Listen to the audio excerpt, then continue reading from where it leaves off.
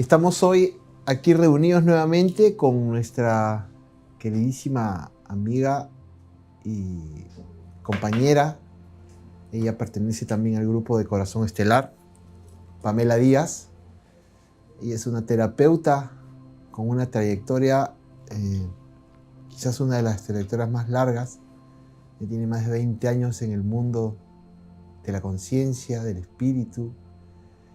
Y hoy estamos aquí para tratar un tema muy interesante. Un tema que está en mucha boga y es el tema de las enfermedades. Y esto contraviene todo un proceso que se está viviendo a nivel humano. El sistema de salud, la salud en sí y todo lo que significa una enfermedad en verdad. ¿Para qué viene una enfermedad? El proceso de sanación y cómo abordamos, afrontamos o confrontamos una enfermedad. Pamela, gracias por acompañarnos nuevamente en esta ocasión. Estoy muy feliz, muy contento de tenerte aquí y entrar a este tema tan tocado por tantos. Tú misma has abordado en tus vivos y tú misma trabajas en muchas terapias el tema de las enfermedades desde una mirada absolutamente integral, ¿no? Y tratas de mostrar o de dar una información para que podamos salir de ese punto, ¿no?, en el cual muchos aún se encuentran, en el creer que una enfermedad es como un castigo, una especie de mal que nos llega por haber hecho cosas o por incluso no habernos encargado, pero aún lo sentimos como si estuviéramos separados de la enfermedad, ¿no? Nos llega la enfermedad y queremos salir corriendo, ¿no?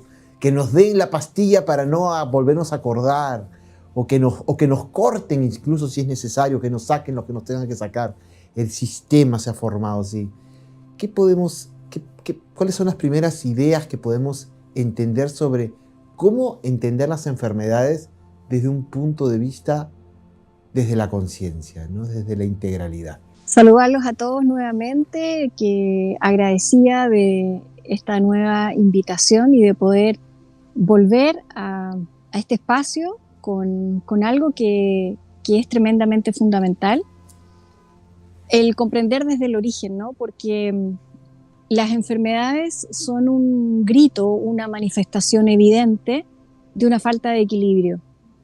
Y además tenemos la capacidad y las condiciones para, en la mayoría de los casos, restablecer ese equilibrio. ¿Por qué digo en la mayoría de los casos? Porque también hay enfermedades o procesos de enfermedades que están cumpliendo un propósito espiritual mayor, digamos, en un tránsito de reconocernos, o incluso cuando pensamos en una, entre comillas, enfermedad congénita, una malformación o algo con lo que se nace, bueno, ahí también está cumpliendo un propósito de cómo esa enfermedad te va a desafiar en el proceso evolutivo de esta encarnación. Yo diría que lamentablemente la medicina, mira, estaba pensando hoy más temprano que se habla de pseudociencia desde una línea científica o desde una línea tradicionalista a todo aquello que integra otras formas, ¿no? Que integra la emoción, que integra sensaciones, que integra el concepto de energía, que integra el concepto de frecuencia. Yo diría que es exactamente al revés. La medicina tradicional, y aquí quizás me voy a echar a mucha gente encima, es una pseudomedicina. Es una pseudomedicina que ha parcelado, que ha fragmentado al ser humano, además con las múltiples especialidades que tiene, porque ya no tienes, por ejemplo, un traumatólogo, sino que tienes el traumatólogo de hombro, de codo, de mano, de pies, de rodilla, y así vamos parcelando a la integración de todos estos aspectos que somos. Entonces, además existe hoy por hoy una tendencia inmediatista para poder continuar con esta dinámica de vida que tengo, no me puedo permitir parar. Entonces requiero la pastilla para que me deje de doler, requiero la pastilla para poder seguir funcionando y sirviendo a un sistema morboso y perverso. Perdón, mezclé la palabra y salió morboso, no es morboso y perverso. Es interesantísimo. Qué fuerte Sí, declaración. has empezado por abrir la puerta de un solo portazo, o sea, lo has derribado. Y es interesante porque usas una palabra o un concepto muy interesante, ¿no? Yo entro a una clínica o alguien entra a una clínica, a un hospital, un centro de salud y para tratarte una afección que no conoces el de dónde viene, te tratas como te digo, ¿no? Como tú mismo has dicho, primero anda al especialista del hombro, después al especialista de la rodilla, después al especialista del riñón o del hígado y finalmente pasas por todo el protocolo que ya establecido y finalmente no hay una integralidad, sino como tú dices, hay una separación. No, y es grave, Alexis, porque yo me acuerdo hace 35, 40 años atrás, con mi abuelita, que tenía unos problemas de irrigación al cerebro y otras cosas varias, la veía un neurólogo, la veía un cardiólogo. Y vas a creer que en algún momento uno de los medicamentos, que no me acuerdo si le dio el neurólogo o el cardiólogo, le hacía pero pésimo para el otro. Entonces, la verdad es que es un dar bote, es un fragmentar la conciencia. Yo soy mi mano, yo soy mi cabeza, soy mi sistema óseo, pero soy mucho más que eso. Si yo te pregunto, ¿puedes dejar de pensar en algún momento? No. ¿Puedes dejar de sentir? No. Estamos constantemente rumeando pensamientos, rumeando emociones, transitando por un vaivén emocional durante el día que es extraordinario. ¿Cómo podemos dejar eso de lado y pensar que solo eres una mano, que solo eres una rodilla? O sea, es como ni siquiera tapar el sol con un dedo, es absurdo. O sea, se cae de cajón, se cae de maduro.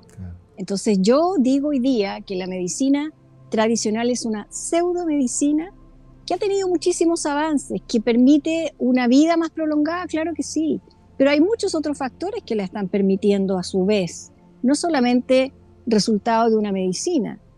Y hay algo que antiguamente, te estoy hablando en la época que se habrá hecho el juramento hipocrático, por allá en la antigua Grecia, qué sé yo, que es, tomemos este desequilibrio para que descubras de alguna forma cómo restablecer tu equilibrio y te puedas sanar. ¿Por qué tenemos tan asumido que si nos cortamos un dedo con un papel, con un cuchillo, ese dedo va a sanar? Y no tenemos asumido que podemos administrar una hipertensión, una diabetes, un dolor de cabeza sin recurrir a un analgésico, porque hay cosas que tenemos internalizadas. ¿Por qué si voy y me tengo que sacar un diente, sé que va a sangrar un rato, pero no va a sangrar a no ser que, claro, tenga una hemorragia y ya entre en otro proceso, pero no va a sangrar 5 días? ¿Por qué si me rasmillo la rodilla, si me sale un hematoma, sé que ese hematoma se va a disolver, sé que esa costra que tengo en la rodilla al cabo de 20 días va prácticamente a no dejar rastro? Entonces, ahí hay una disociación. Tenemos asumidas capacidades para sanar la piel, regenerar otras cosas, pero no la tenemos incorporada para todas las enfermedades justamente por esta parcelación y porque en esa parcelación le estamos entregando el poder y la conciencia a un médico, a un sistema, y ni hablar de ese sistema que empieza con F y que tiene y está asociado a todos los medicamentos que no son ni más ni menos que una forma de preservarte en un estado de enfermedad. Vamos de frente, Pam. 2 conceptos claros. ¿Qué es un síntoma? ¿Qué es una enfermedad que se manifiesta en el cuerpo? ¿Qué está sucediendo cuando pasan estas dos cosas? Es un espejo de lo que está sucediendo contigo en tu interior. Es una manifestación de un desequilibrio del cual te tienes que hacer cargo. Es la bendición que tienes para decir algo aquí no está funcionando bien. Y el cuerpo es literal. O sea, si me esguinzo un pie y se me hincha el tobillo y me cuesta caminar, entonces tengo que hacerme cargo que lo que estoy transitando o el paso que quiero dar o el paso que no di o el paso que estoy postergando me está afectando emocionalmente. Y por eso se manifiesta en un esguince de tobillo. Pero la persona puede decir, no, si lo que pasa es que la vereda estaba rota y metí el pie en un hoyo y me lo doblé. Tenemos que recordar que vivimos una experiencia cuántica, donde está todo relacionado con todo, donde todo aquello que nos sucede es una representación de quienes somos, de lo que estamos transitando o de lo que no hemos transitado y tenemos que transitar. Y a veces estas enfermedades nos tiran de boca, nos hacen la zancadilla, si se quiere, para que despertemos y tomemos conciencia. Y partiendo de ese punto, entonces, yo te comento, el otro día estaba manejando y veía un cartel, ¿no? Y era un cartel de una clínica de cáncer oncológica. Y decía lo siguiente: nosotros estamos contigo para dar lucha y batalla hasta el final al cáncer. No seremos la solución, pero estaremos contigo en la lucha. Y entonces mi pregunta directa es para ti: ¿cómo se afronta una enfermedad? ¿Desde el combate? ¿Desde la lucha? ¿La enfermedad hay que luchar contra ella? ¿O hay que integrarla? Primero te tienes que rendir ante la enfermedad. Y rendir no desde la conciencia de dejar de hacer, sino que no es que me rindo y bajo los brazos, no. Primero es asumir que estás en un desequilibrio para poder, desde esa rendición, entrar en sintonía contigo y poder hacerte cargo. Si yo la peleo y no quiero ver lo que esa enfermedad me está mostrando, se transforma en una lucha incesante. Claro. Incluso, no seamos tan dramáticos como del cáncer. Pensemos en una vesícula que está con cálculos biliares, ¿ok? Y que hoy día te hiciste una ecografía y aparece entonces que tu vesícula tiene cálculos. ¿Cuál es el riesgo de tener una vesícula con cálculos? Que ese cálculo va a salir por un conducto que se llama colédoco, ¿cierto? Pero si no logra atravesar el colédoco, todo este líquido biliar que está en la vesícula no va a poder drenar de manera natural el estómago y esa vesícula se puede reventar con una serie de complicaciones. Entonces, hoy día aparece la vesícula, ¿verdad? Aparece en tu ecografía y te dicen, ¿sabe qué? Es mejor sacarla. Hoy día sabemos que hay una serie de cosas que se pueden hacer para ir ayudando a que esos cálculos puedan ser efectivamente eliminados, pero el protocolo plantea que ante el riesgo extirpemos. Entonces, para preservar tu salud, entonces, si yo no me hago cargo de los conflictos emocionales que me llevaron a generar cálculos biliares, me van a sacar la vesícula, no he resuelto el conflicto emocional y me va a echar agua al bote por otro lado. Claro. Tal cual. Claro, totalmente. Pero hablemos entonces ahora de este sistema, porque tú acabas de mostrar dos partes, ¿no?, de cómo se aborda la enfermedad. Primero, el sistema con F, y que yo lo voy a decir, que es el sistema farmacológico, ¿ok? Y en el cual la pregunta sería, ¿por qué estamos aún tan apegados a ese sistema, ¿no?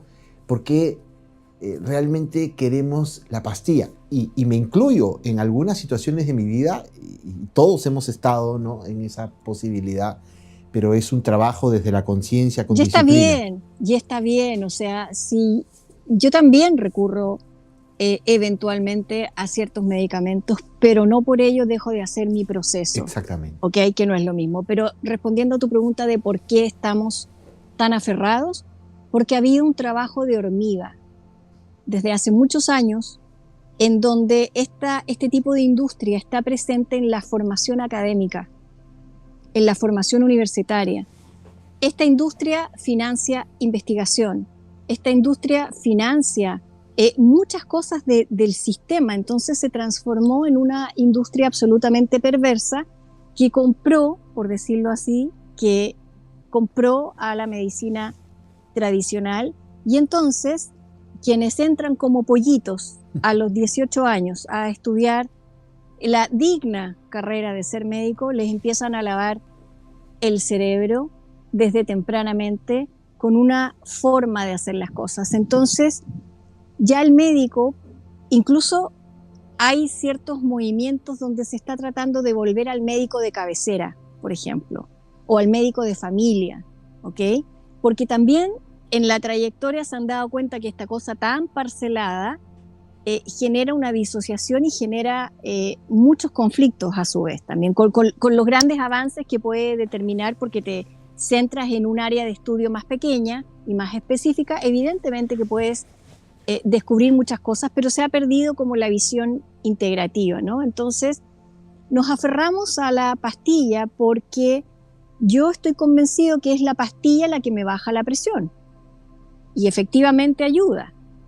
Pero ¿por qué no hago el intento también de manera paralela a mientras estoy tomando el medicamento, de ver cuáles son mis condiciones emocionales y la tendencia habitual que tengo de sufrir estas alzas de presión? Tengo el ejemplo muy cercano de mi propio padre, que hace muchos años atrás me dijo, porque él partió con una hipertensión temprana, a sus 40 y tanto, y llevaba ya varios años medicado, y cuando yo ya di este cambio, ¿no? Dejé de hacer lo que hacía para dedicarme de lleno a esto, él me dijo, no quiero ser dependiente de esta forma de medicina y quiero descubrir qué es lo que hay detrás.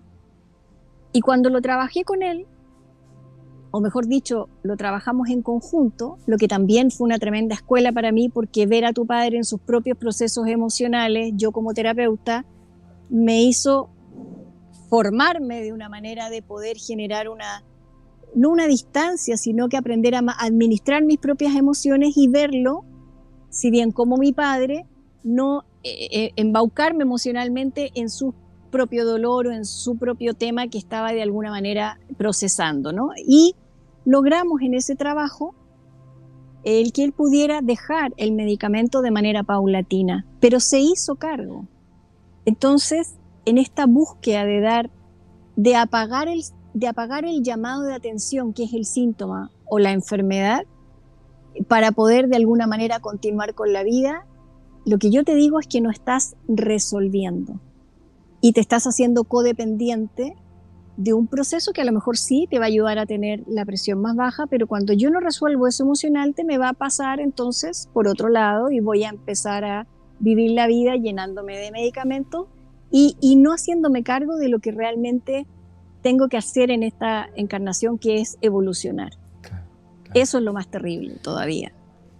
¿Y cómo crees tú, partiendo de lo que dices, porque es muy interesante, ¿no? El ejemplo que das de la hipertensión o cualquier otra cosa, un dolor de cabeza, una gastritis, una infección que te das regularmente? A veces las mujeres, ¿no? Por ejemplo, tienen estas infecciones vaginales constantemente y muchas de ellas no se dan cuenta o no están yendo al fondo de que hay algo que está más atrás, que su propio cuerpo les está queriendo decir, encárgate de esto, y están buscando solo con él, hasta que el médico les dice, hay que sacar el útero, ¿no? y solamente hay que sacar y sacar y sacar. ¿Cuáles son las recomendaciones que tú darías? Cercenemos, vamos cortando. Sí, bueno, y así es, ¿no? Pero tú como terapeuta holística, ¿no? Una terapeuta integral, ¿qué recomendaciones darías para esta nueva humanidad? Porque muchos estamos entrando en esta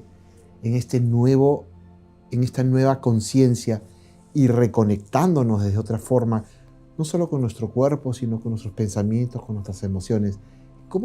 ¿Qué recomendaciones darías tú para entender mejor a nuestro cuerpo de una forma más integral? Sean conscientes, la conciencia nunca pasa de moda. Vienen una serie de modas de qué comer, de qué ejercicios hacer, desde cómo vestirte y cómo peinarte, de qué color pintarte el pelo. Trabajen desde la conciencia, reconozcan quién son. El síntoma no es al azar, el síntoma está cumpliendo un propósito magnificente, grandioso, de tu esencia, está generando un llamado de atención del cual te tienes que hacer cargo. Entonces, ante un dolor, ante una inflamación, ante una infección, sumerjámonos en descubrir en el fondo cuál es ese mensaje que me estoy entregando, cuál es ese mensaje que me estoy dando para poder hacerme cargo. Entonces, necesito poder ser responsable con mi bienestar, con preservar mi estado de salud, y hay muchas cosas que puedo hacer también para sostener un estado de bienestar y preservar esta prevención, si tú quieres. O sea, el estado natural e intrínseco del ser humano es un estado de bienestar. ¿Cómo lo pierdo? Por múltiples factores, desde cómo me alimento, cuánto descanso, qué tipo de pensamientos tengo, estoy haciendo lo que realmente me gusta en la vida, estoy viviendo la vida de otro, estoy viviendo la propia. En fin, o sea, son tantísimas las variables que pueden de alguna manera afectar ese equilibrio. Entonces, la nueva humanidad, como tú planteas, es una humanidad responsable, donde sabemos que nadie va a salvar a nadie, donde lo único que te hace libre y lo único que te salva es el nivel de conciencia que puedas tener. Y desde esa perspectiva, una enfermedad es una oportunidad que tienes para sumergirte, descubrir quién eres, descubrir el para qué y el por qué te estás enfermando, por qué te sacas de ese equilibrio, y entonces es un desafío. Y ahí está el otro problema, no toda la gente está dispuesta a tomar desafíos. Muchos quieren vivir la vida cómoda, el statu quo, el que así como estoy bien, ¿para qué voy a hacer esto? ¿Para qué me voy a hacer cargo de esto otro? Pero en realidad no te está conduciendo a ninguna parte. Fuertes palabras. Y para ir concluyendo esta grandiosa entrevista, me gustaría presentarte 2 ejemplos para que nuestros amigos que nos oyen y nos ven puedan entenderte. Primero, un dolor de cabeza, una migraña, algo tan recurrente en nosotros. Todos siempre hemos tenido alguna vez algún dolor de cabeza y algunos mantienen esa migraña. ¿Cómo entenderla desde un punto de vista integral? Mira, yo creo que hay que diferenciar un cuadro jaquecoso que es recurrente en una persona de estos dolores de cabeza esporádicos. En general, la cabeza, asumimos que la conciencia está en la cabeza, pero en realidad la conciencia está en todo el ser. Y la cabeza está muy asociada a nuestra capacidad de raciocinio y nuestra capacidad pensante. Yo diría que en la mayoría de los casos, un dolor de cabeza común tiene que ver con sentirme dividido entre 2 opciones o estar de alguna manera barajando alternativas. Y como no logro decidir y estoy en este pensar, ir y venir, si esto o lo otro, normalmente, o en un pensamiento recurrente, reiterativo, que no logro destrabar el conflicto detrás de ese pensamiento que está de manera recurrente, es muy posible que manifieste un dolor de cabeza. Ahora, también el dolor de cabeza puede ser un síntoma de una gripe, por ejemplo, de un trastorno estomacal, y va acompañado de otra sintomatología. Hay que entender todas las sintomatologías porque en ese sentido el cuerpo es un espejo.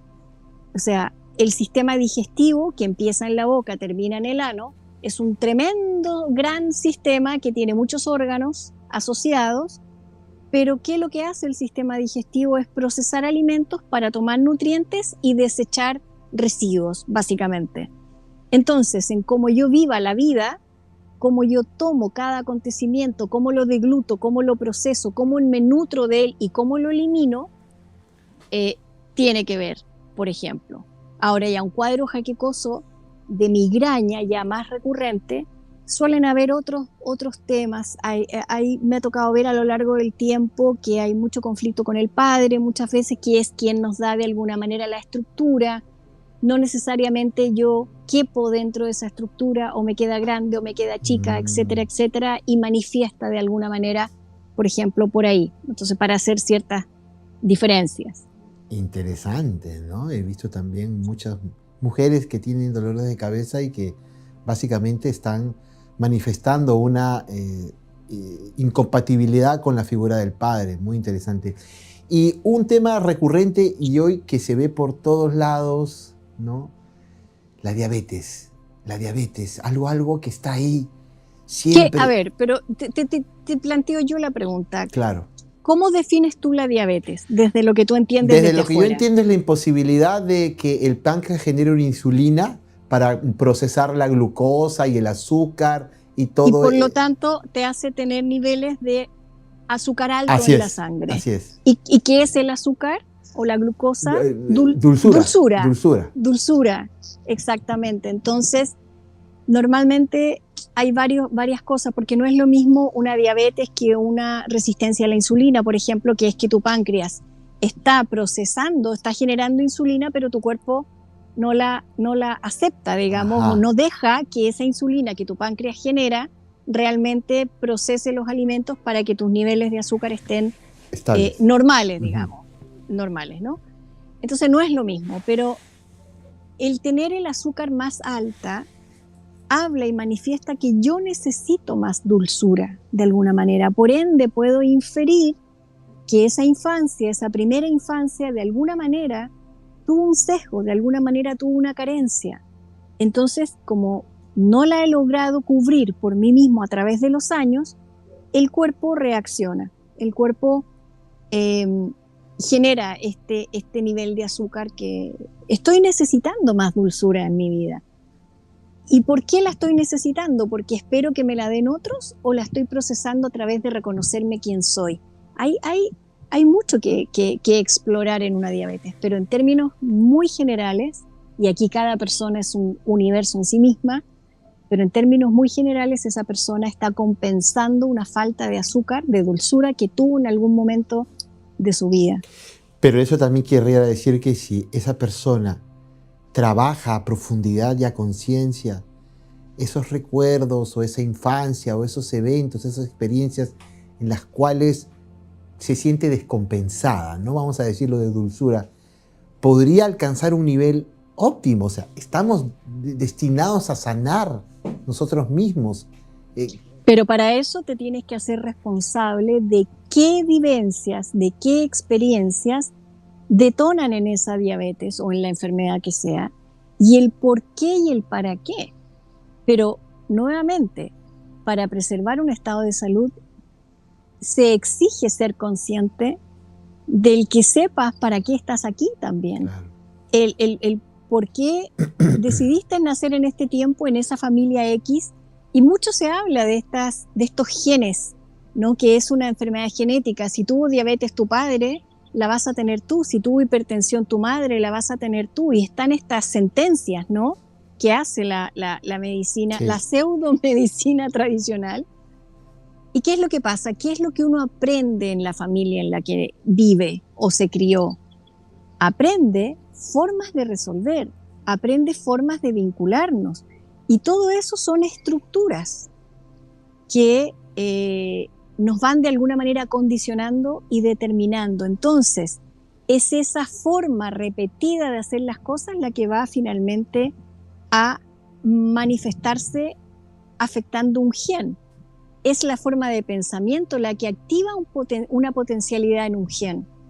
Pero es a su vez la conciencia que tú puedes tener la que es capaz también de transformar ese gen. Ha sido una conversación nuevamente muy, muy agradable.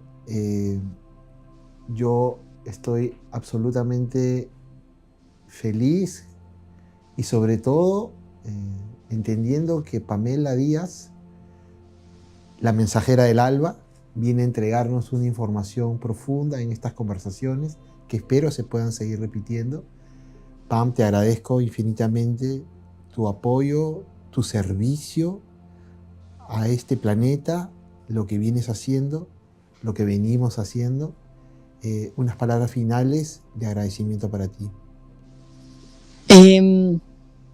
Decir que la energía no se ve, no se huele. La energía, si tomamos la materia en su máxima expresión de densidad, vemos que está configurada por átomos. Ujú.